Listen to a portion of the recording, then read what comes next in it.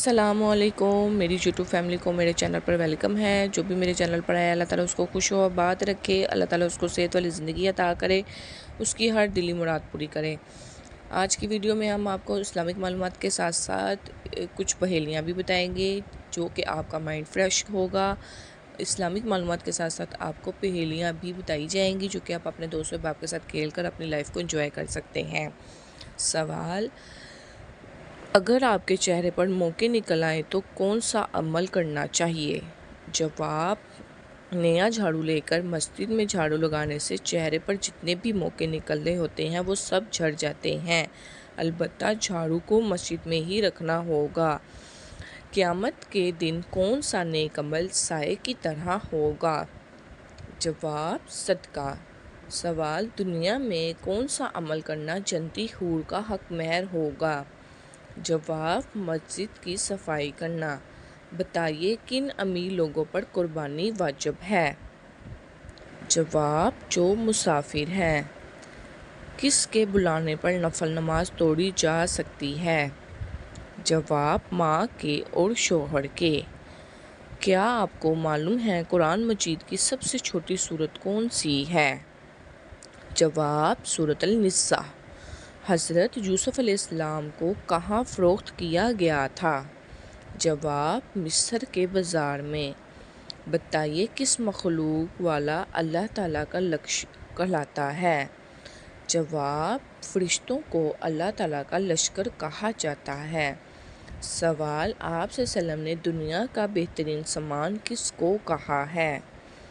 جواب: نیک بیوی کو۔ پیارے دوستو، اگر آپ کی نیک بیوی آپ کے پاس ہے تو یہ آپ کا دنیا کا سب سے بہترین سامان ہے، تو لہٰذا آپ اپنی بیوی کی قدر کیا کریں اور بیوی کو چاہیے کہ وہ آپ کی عزت کرے۔ سوال: کیا ساس سسر کو امی ابو کہنا جائز ہے؟ جواب: ساس سسر ماں باپ کے درجے میں ہوتے ہیں، ان کے حقوق وہی ہیں جو آپ کے ماں باپ کے ہیں، اس لیے انہیں ادب دینے کے لیے امی ابو کہا جا سکتا ہے۔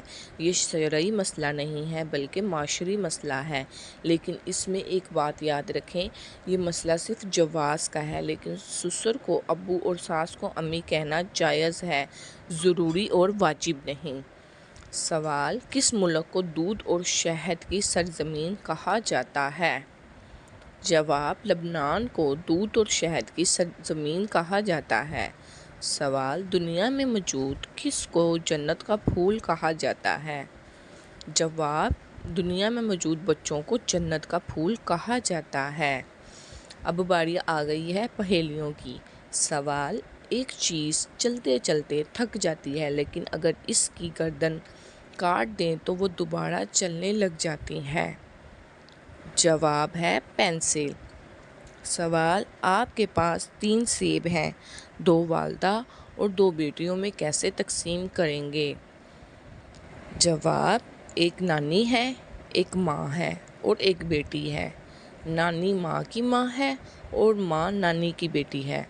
اس طرح 2 مائیں اور 2 بیٹیاں ہیں تو دونوں کو ایک ایک سیب مل جائے گا۔ سوال: وہ کون سی جگہ ہے جہاں جاتے 10 لوگ ہیں لیکن واپس 9 لوگ آتے ہیں؟ جواب: قبرستان۔ سوال: ان چیز کا نام بتائیں جہاں پر زندہ ہو تو دفنا دیا دیتے ہیں، مر جائیں تو نکال دیتے ہیں۔ جواب: پودے کو۔